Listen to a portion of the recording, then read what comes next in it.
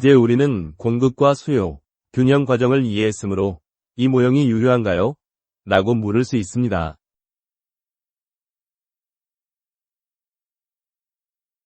가장 인상적인 증거 중 일부는 1956년에 개발되었습니다. 실험 경제학의 창시자 중 한 명인 버넌 스미스가 제기한 것입니다. 스미스는 곧 자세히 설명하겠지만 자신의 실험실 실험이 이 모형이 틀렸음을 입증하리라 실제로 예상했습니다.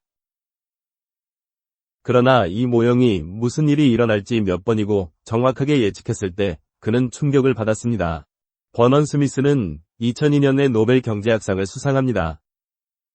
그가 무엇을 했는지 살펴보겠습니다. 스미스의 첫 번째 실험은 매우 단순했습니다. 그는 구매자라고 불리는 1단의 학생들에게 이와 비슷한 카드를 주었는데 그 카드에는 그들이 재화에 부여하는 가치, 즉 그들이 재화에 대해 마땅히 지불할 수 있는 최고 금액이 적혀 있었습니다. 그런 다음 그는 판매자에게도 같은 일을 했습니다. 그들이 그 재화를 판매할 용의가 있는 최저 가격, 즉 비용을 알려주는 카드를 주었습니다. 구매자 가치의 분포에 따라 수요 곡선이 결정된다는 점에 유의하십시오. 예를 들어 가격이 3달러 50센트일 때 수요량은 1이 됩니다. 하지만 가격이 3달러 바로 아래로 떨어지면 수요량은 증가해 2가 됩니다. 마찬가지로 공급자 비용에 대한 카드의 분포에 따라 공급 곡선이 결정됩니다. 게다가 스미스는 분배한 값을 알고 있었기 때문에 수요 및 공급 곡선과 예측되는 균형 가격과 균형량을 계산할 수 있었습니다.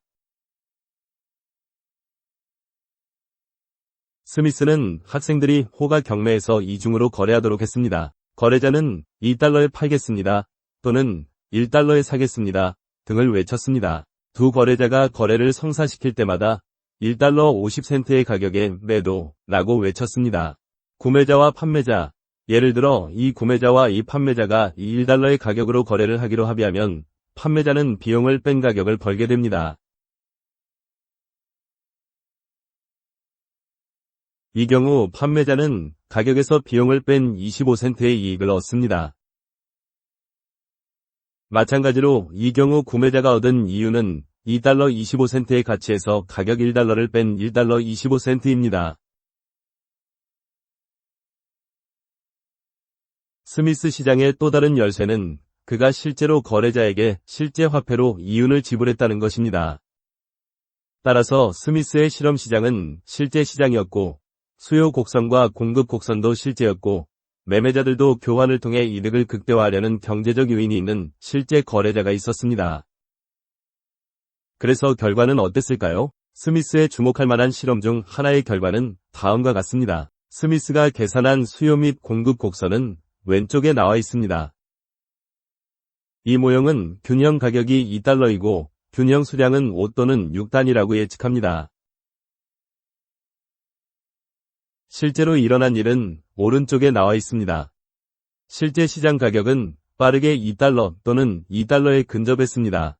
시장 수량은 빠르게 5 또는 6단위로 되었습니다. 게다가 모형에서 예측한 대로 최고가의 구매자가 구매하였고 최저 비용의 판매자가 판매했습니다. 간단히 말해서 교환을 통한 이득 전체가 수용되어 모형에서 예측한 대로 거의 최대 효율에 도달했습니다.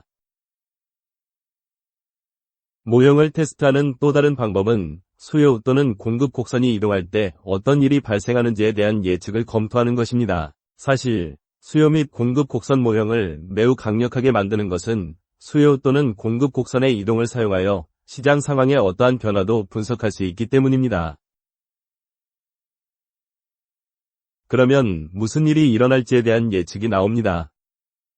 여러분은 수요 및 공급 곡선의 이동에 대해 잘 알고 있을 것입니다. 몇 가지 예를 들어보겠습니다. 여기서 핵심은 논리를 이해하는 것이지 있을 법한 모든 이동의 결과를 암기하는 것이 아닙니다. 논리를 이해하고 난 뒤 곡선 몇 개만으로 항상 모형이 예측하는 바를 복제하거나 정확히 이해할 수 있습니다.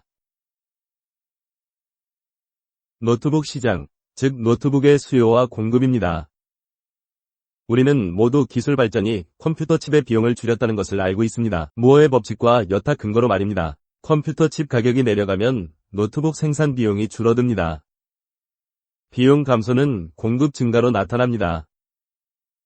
공급 곡선은 우하향 이동합니다. 그렇다면 이 모형은 무엇을 예측할까요? 그러니까 이 모형은 노트북 가격이 내려가고 구매량과 판매량이 증가할 것으로 예측합니다. 꽤 좋은 예측입니다.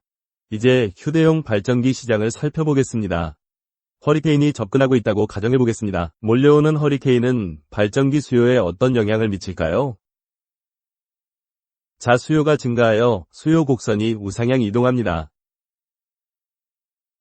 이 모형은 무엇을 예측할까요? 이 모형은 발전기 가격 상승과 거래량 증대를 예측합니다. 이 역시 꽤 좋은 예측입니다. 간단하지만 강력한 수요와 공급 모형을 사용하면 세계사적 중요한 사건도 이해할 수 있습니다. 과거 50에서 60년 동안의 석유 가격을 살펴보겠습니다. 1960년 이후의 석유 가격은 다음과 같습니다. 몇 가지 주요 사건을 볼 수 있습니다. 예를 들어 1973년에 석유 수출국 기구는 금수 조치로 석유 공급을 줄임으로써 처음으로 실력 행사했습니다. 석유 가격이 급등한 것을 볼 수 있습니다. 단기적으로 석유를 대체할 만한 좋은 재화가 많지 않기 때문에 가격이 크게 상승한 것은 당연합니다. 향후 영상에서 수요의 탄력성에 대해 더 자세히 설명하겠습니다. 이란 혁명과 이란-이라크 전쟁도 중요한 공급 충격이었습니다. 이 부정적 공급 충격으로 석유 가격이 상승했습니다. 그러나 가격이 높아지면서 석유 탐사가 더 활발해졌습니다. 북해와 멕시코에서 추가로 석유 공급원이 발견되면서 석유 가격이 하락하기 시작했습니다. 2000년대에 발생한 또 다른 주요 사건으로 중국과 인도의 경제성장 가속화가 있습니다. 이에 따라 석유 수요가 증가하여 가격이 상승했습니다. 처음으로 수백만 명의 사람들이 자동차를 살 수 있게 되었고 이에 따라 석유 수요가 증가했습니다. 보시다시피 2008에서 2009년의 석유 가격이 이렇게 크게 떨어지기 직전까지 수요가 계속 증가했습니다.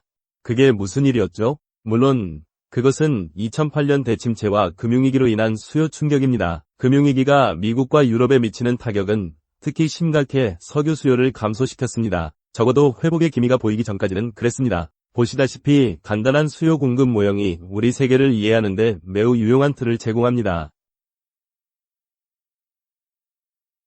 감사합니다.